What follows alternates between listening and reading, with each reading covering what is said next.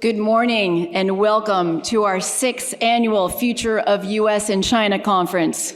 We're going to be covering the Taiwan election, U.S. caucuses, AI, the economy, innovation, and much, much more. Last year's conference theme was moving towards the edge. This year's theme is beyond the edge, and we're going to see where we're going to end up by the end of the day. Welcome to our Asia Society Northern California honorary chairs, our board, our advisory council, our global trustees, and the members of our new center in Seattle, many of whom are joining us virtually. A big, big thank you to our sponsors as well. We really cannot do it without you. Deep, deep thanks. We have a terrific audience with us today. We have representatives from 15 economies. Most are represented by consuls general, and I'll read those economies out later. And with all that talent in the room, we definitely want to hear from you. We want to hear your perspectives, and we want this to be as interactive as possible.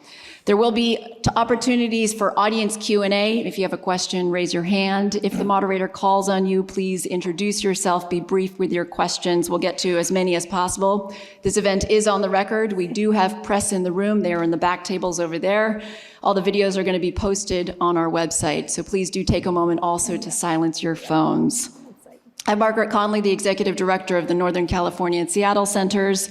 Our team has worked very hard to host this event. We hope you enjoy it. All of our speaker bios are in the printed programs on your tables and also on our websites. And we are now going to get started with session number 1, looking at the past, present, and future of the U.S.-China relationship. Moderating is our chair, Gary Rieschel, and our expert speakers, Danny Russel and Liz Economy. Please welcome them. Yeah.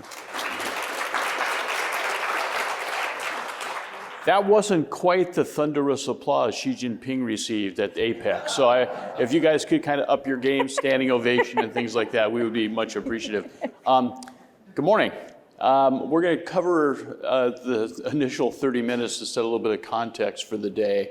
One of the things that when I look at, I've known Danny and Liz now for quite a while, and you don't know whether, let's see, you start with analyst and author and diplomat and expert, and then you just recycle and repeat year after year with all the work that they've done. And so it's exciting to be able to take a look back in 2023.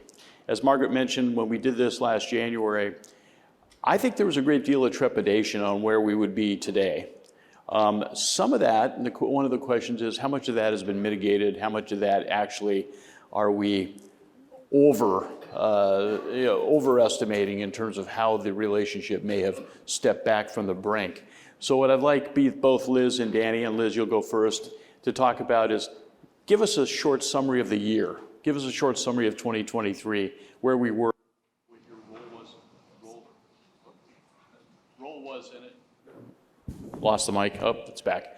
And so kind of walk us through 2023 from both of your perspectives.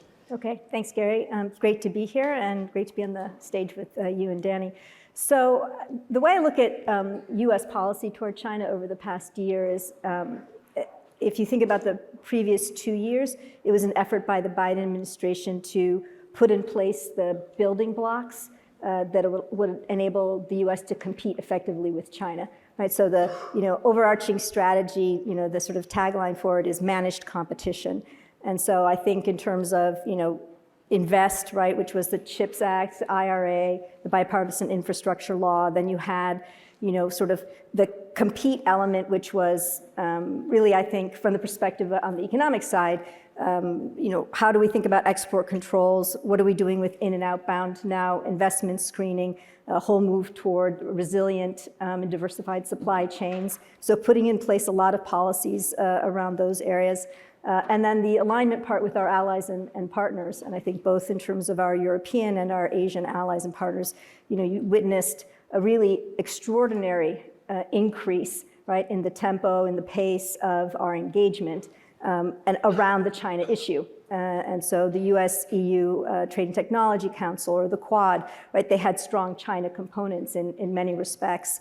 The G7 also took on economic coercion with regard to China. So I think in a number of multilateral institutions, there was an effort to begin to think through how are we going to deal with a sort of a common challenge, which is China.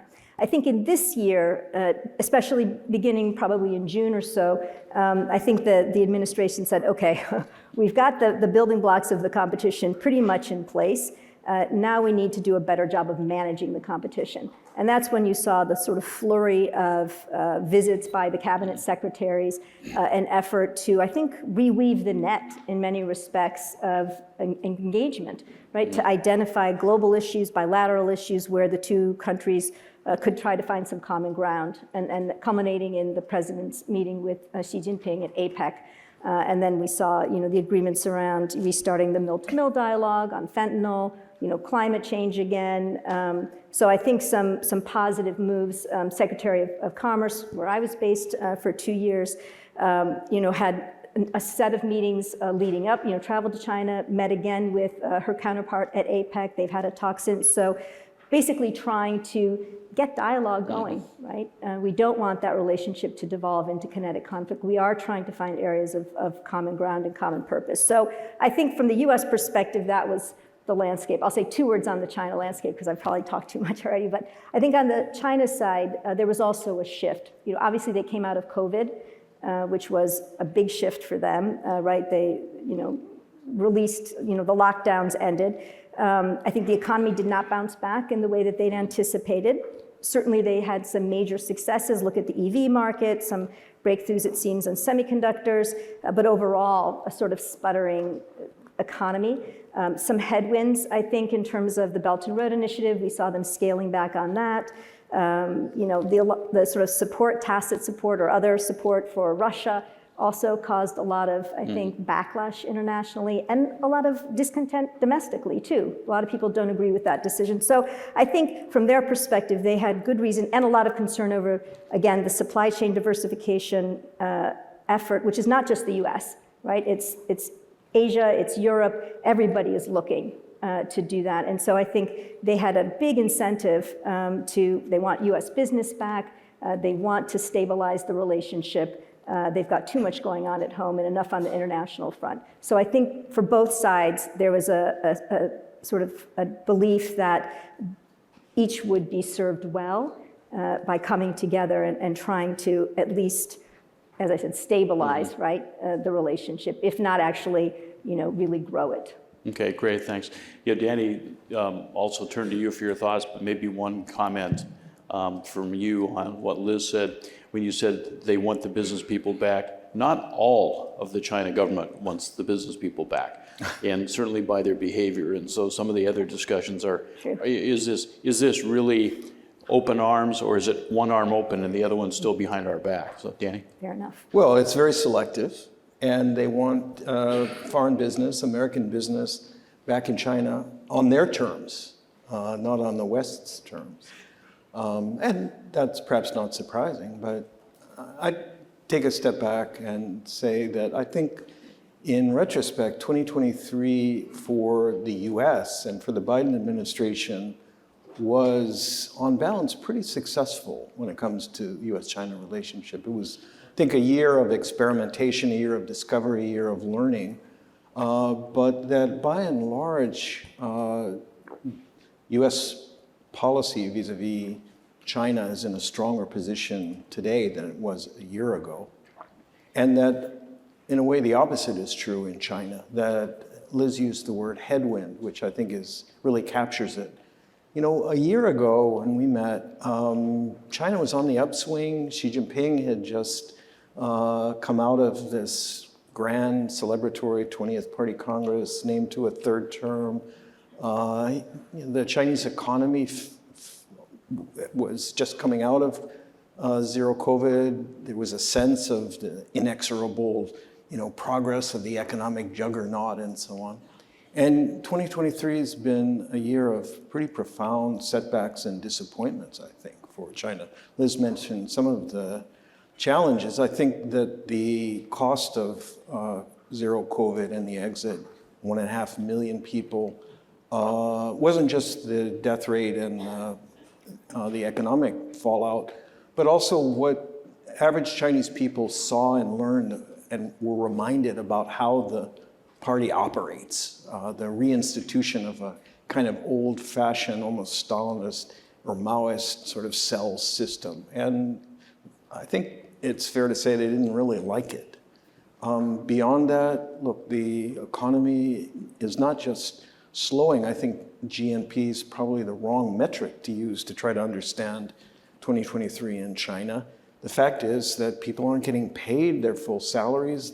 They can't find good jobs. Their household savings, their family savings have been put in real estate, and real estate is very, very troubled.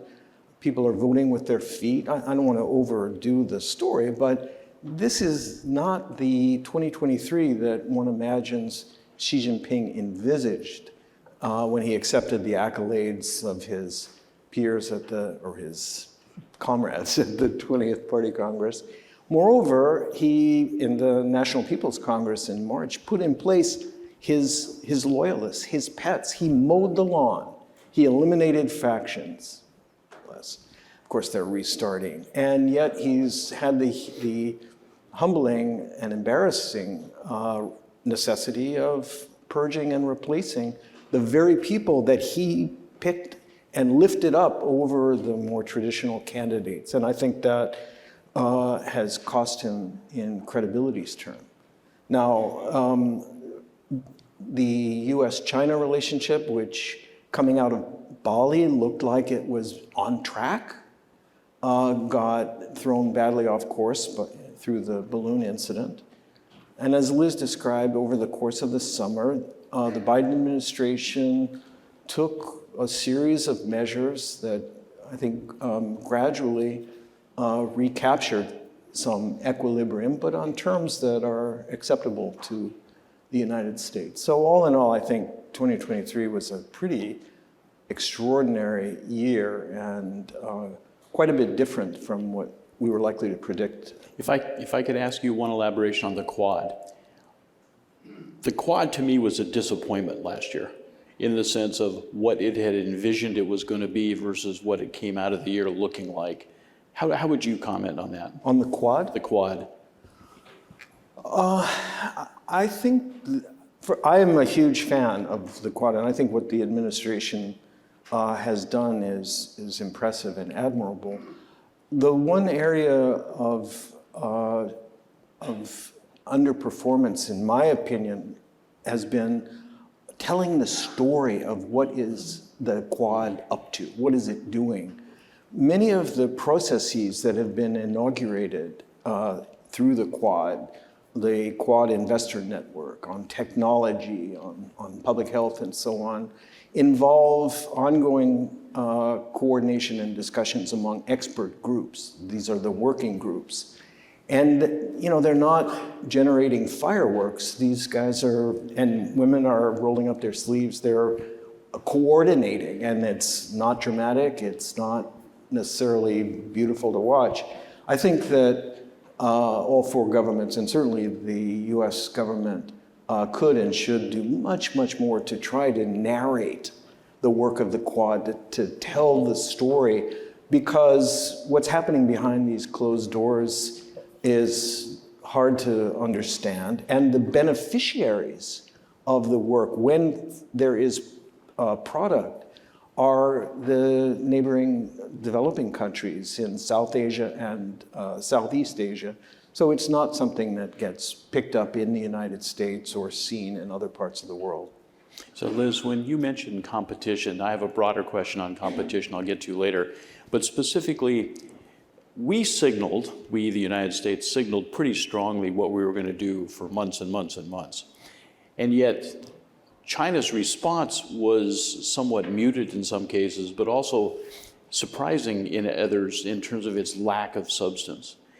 Was it something that they're struggling to figure out what's it mean to really compete with the United States? Or is it something that structurally inside China now is just very difficult for them to react to? They weren't quite ready to trigger the response that they got in the last 18 months from the US government.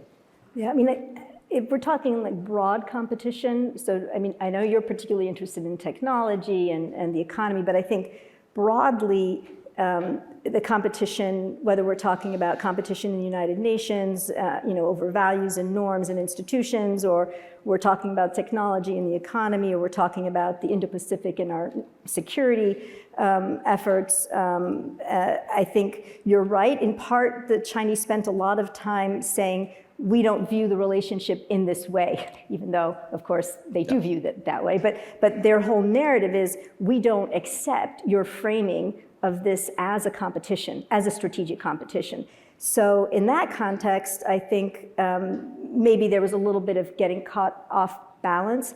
But I think they've also been in competition mode the whole time, right? I mean, I think since Xi Jinping came into power over a decade ago at this point, like, they have been mobilized, right, under his pretty transformative vision. And so in that sense, right, what they've been sort of, their objectives have been competitive with the United States, right? So whether we're talking about, Xi Jinping's desire to, reclaim what he considers to be China's sovereign territory with Taiwan, or whether we're talking about, his desire to have the end of the US-led alliance system. I think all of these things are, it was at their tempo, right? It was their pace that they were structuring in the competition. What they, I think, were not prepared for was sort of the full force of the reaction back.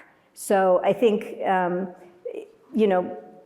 the whole idea, for example, even of decoupling, when it was called decoupling and now de-risking, didn't start with the Biden administration. You could look at something like Made in China 2025, as I'm sure this audience all knows, as an effort at decoupling, right?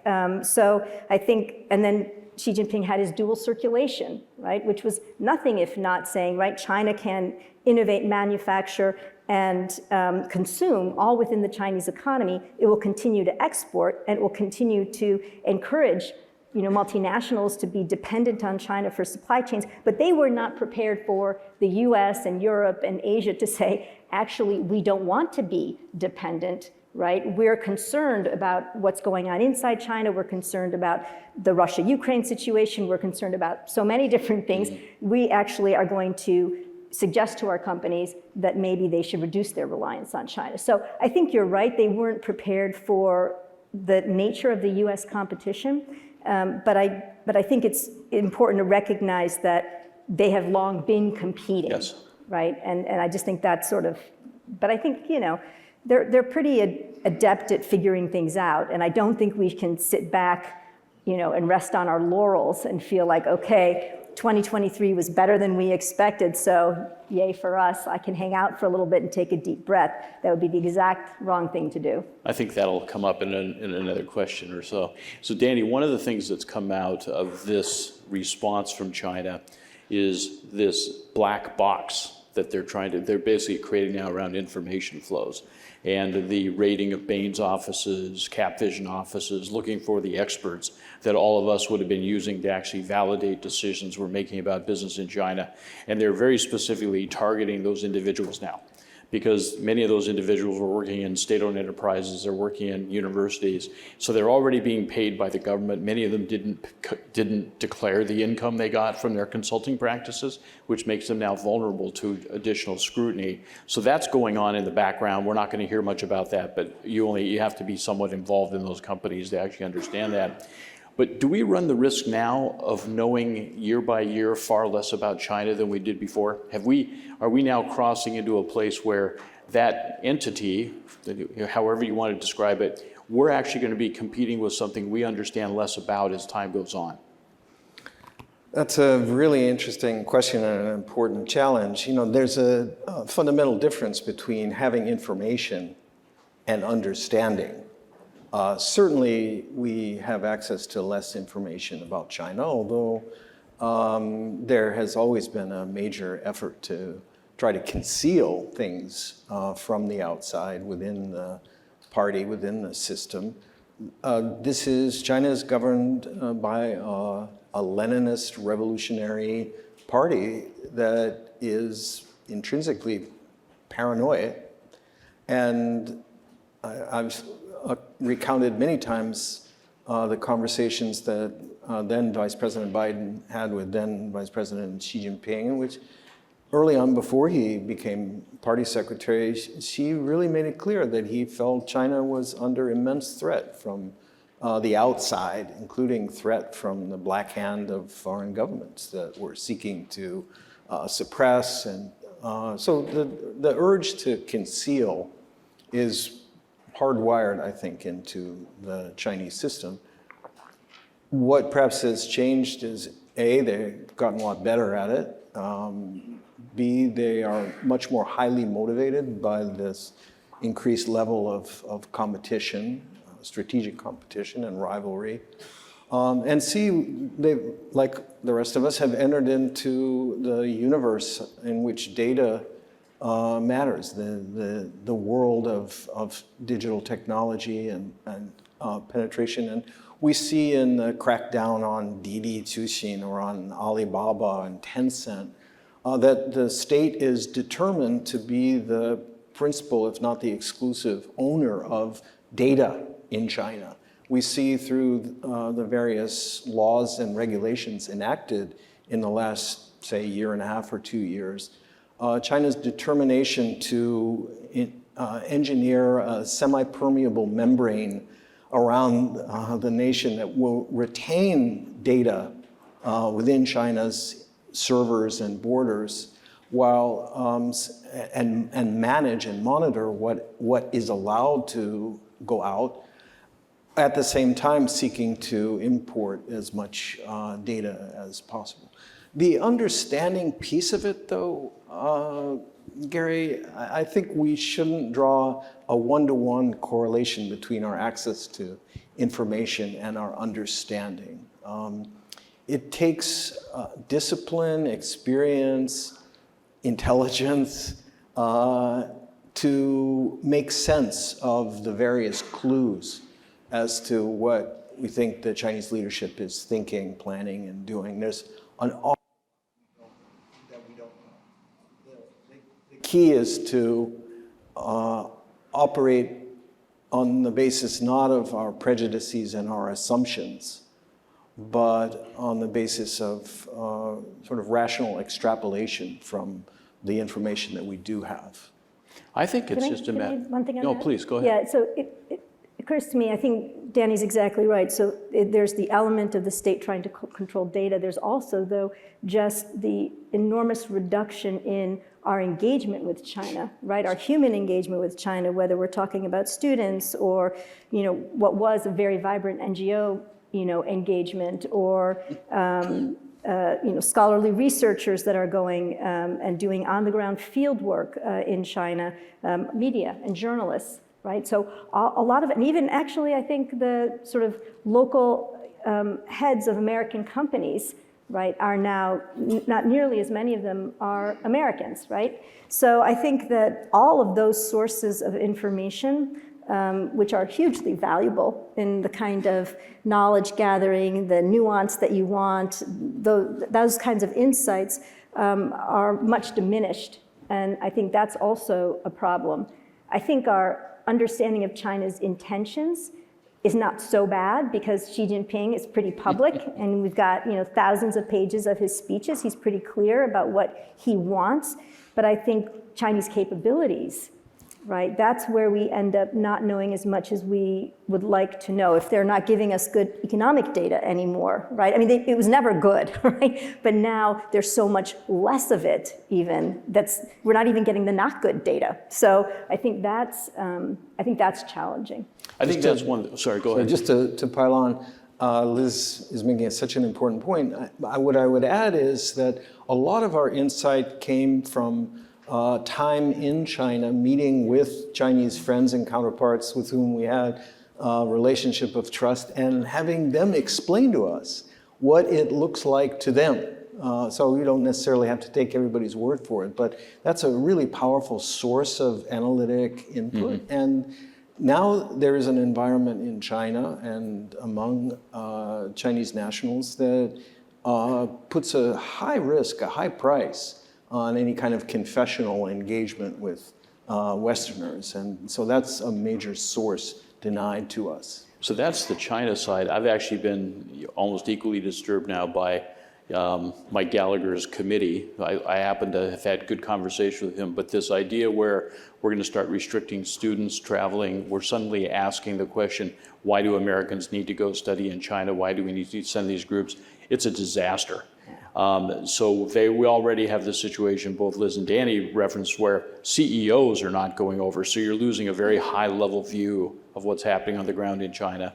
You're now having more restrictions on investors who would go in and do analysis to deploy capital in China. That access is being cut off. And then to make it even worse, there are under 5,000 American students now studying in China, which is down 80% from a decade or so ago. And so there's some very, very fundamental changes that have occurred in that in a relatively short period of time.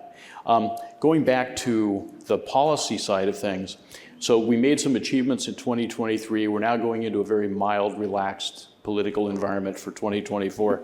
The caucuses, I mean, what could have been smoother than that? So are we able to keep the gains? Are we able to keep our focus from the American side? Are we able to keep the focus that we had over the last 18 months in terms of policy and in terms of a message, in terms of how we compete and discuss and interact with China? Are we able to keep that this year, or does this year look like almost like a lost 12 to 15 months period of time with something on the back end we don't really know what it's going to look like yet?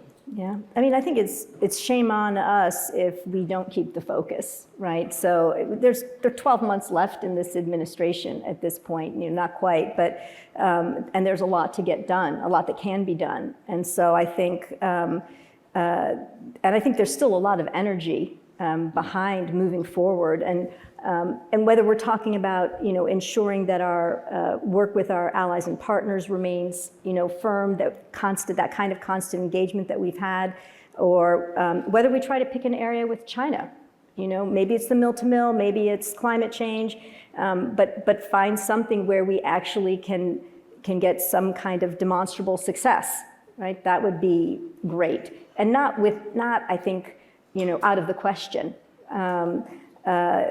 I think we probably also need to think in terms of how to embed what's taken place over the past 3 years in ways that are not reliant on the government. What I mean by that is take something like climate change. When President Trump withdrew the United States from the Paris Climate Accord, when he started that process, a lot of businesses were already entrained to reduce their carbon footprint, right? So what you saw, and part of this was COVID, to be fair, was that there was one bump in our CO2 emissions and then a decline, right? Because companies, even if he's doing that up here, doesn't mean that companies then are like, okay, never mind, I don't care about climate change, I don't care about the environment. So one of the things, that I think the Biden administration should be thinking about is, Trump-proofing, right, some of their important policy initiatives, whether it's the IRA or chips and science, or because you don't know what's going to happen, the Bipartisan Infrastructure Act, the work that we're doing with our allies and partners, how can we embed that in non-governmental actors or at the level of the civil service, so that these kinds of engagements and this kind of work can continue to go on, even if we have a change in government that has kind of a radically different perspective. So I think it's probably not the time for a major new trade initiative, which I think many people would like to see, USTR get back in the business of trade, but I don't think that's going to happen. And maybe the last thing I would say, maybe there's room to do more with emerging and middle-income economies. I think there's still a year, and that I think is an area that's been somewhat neglected by the administration. So those would be my votes for what could still get done. Danny? I just add 2 comments. One is that let's remember that this sort of détente, this truce between Washington and Beijing is extremely fragile, that it is a grudging suspension of hostilities, and we know from last year and the balloon incident that it wouldn't take such a big puff of wind to knock it over. And so we need to be very mindful of the fact that it isn't that we've resolved any of the structural differences. It isn't that we've solved some problems. It's that each side, for their own reasons, has chosen to try to take a step back, lower the temperature, stabilize things for the time being. I think from the Chinese point of view, in significant part because they want to see what the outcome of the U.S. presidential elections will be before making bigger strategic choices. And that is a trend we're seeing all around the world. The other point, though, when it comes to the United States is this.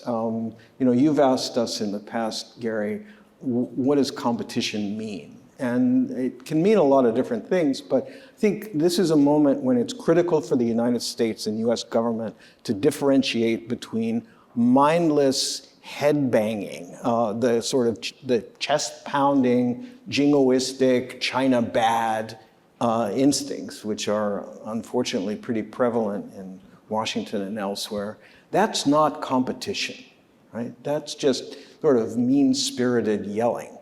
The competition that we need to take seriously is how can we outperform China? How can we get ahead and achieve the kind of advantages that we need to remain safe as a nation and that we need in order to shape a global governance system in ways that are consistent with the principles that we've always fought for of justice, equity, human rights, and so on. It's about what kind of world do we want to live in? And if we don't focus on what really matters, and what really matters is human capital, and keeping the United States the country that everybody wants to send their children to, and once they get here, that everybody wants to stay in, if we don't focus on what real competition is, we're in big trouble.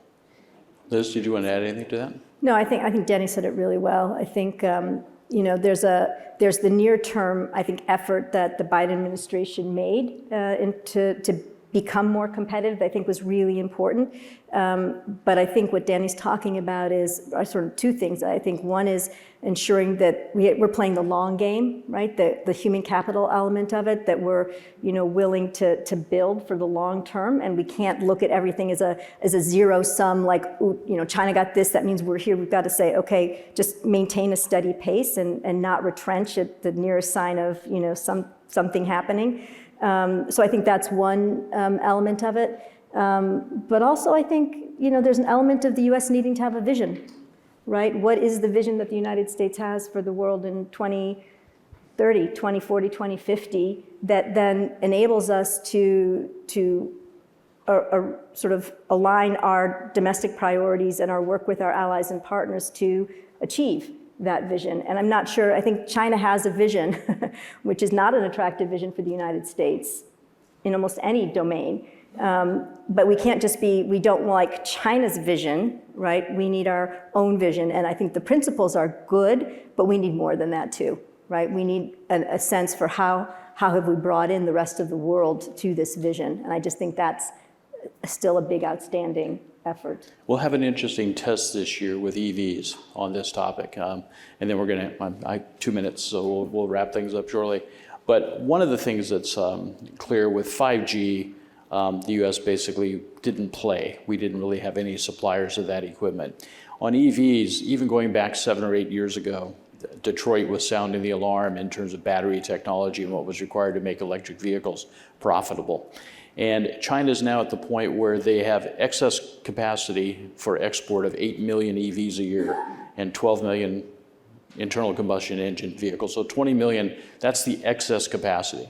So they are going to absolutely destroy the world's automobile industry.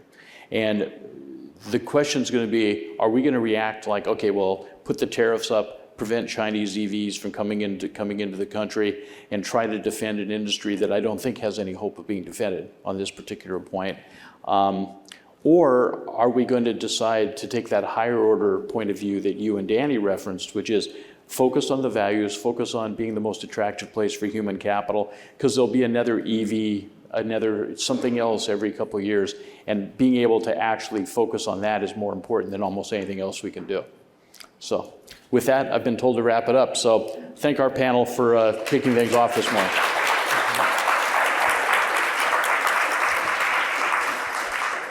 Thank you for that terrific stage setter. Our mission at Asia Society is to build bridges and navigate shared futures, and we encourage diverse and differing points of view. We have 15 economies represented here today, mostly by consuls general, from China, Georgia, Hong Kong, Indonesia, Israel, Italy, Japan, Kazakhstan, Korea, Mongolia, the Philippines, Singapore, Taiwan, Ukraine, and Vietnam. Welcome.